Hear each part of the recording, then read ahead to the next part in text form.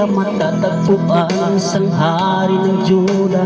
May takot sa puso gaya ng sinuman, ngunit walang pag-aalinlangan. Siya'y lumuhod, tumawag kay Yahweh, kanyang idinulog ang kalaban niyang kay David. Diyos ay tumugon at sa kanya sinabi, sapat huwag kang matakot.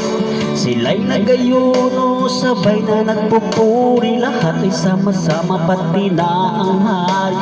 Patnubay ni Yahweh sa kanila ng malagi, dahil sa panalangin banta ay napawi. Sinabayan tayo magkaisa, oras na alaan, huwag mong sayangin pa. Magpakatatag at manalangin na, kay Jesus na siyang tanging pag-asa.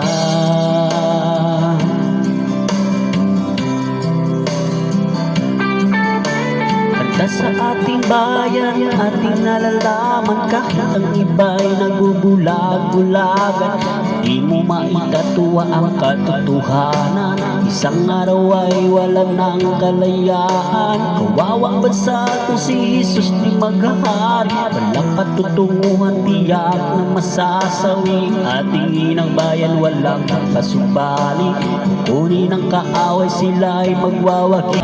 Kay Jesus na siyang tanging pag-asa.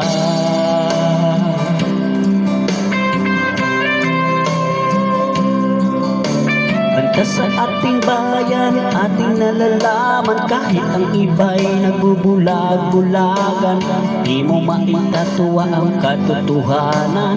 Isang araw ay wala ng kalayaan. Kawawang bansa kung si Jesus di maghahari, walang patutunguhan, tiyak na masasawi. Ating ng bayan walang pasubali, kukunin ang kaaway, sila ay magwawagi. Gising na bayan, tayo magkaisa, oras na laan, huwag nang sayangin pa. Magpakatatag at manalangin na, kay Jesus na siyang tanging pag-asa. Bayan tayo magkaisa, oras na laan, huwag nang sayangin pa. Magpakatatag at manalangin na, kay Jesus na siyang tanging pag-asa.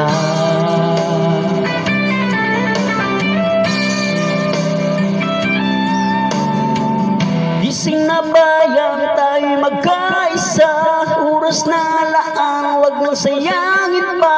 Magpakatatag at manalangin na, kay Jesus na siyang tanging pag-asa.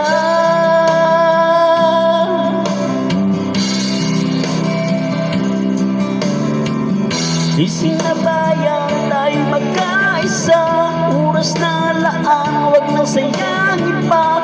Magpakatatag at manalangin na, kay Jesus na siyang tanging pag-asa.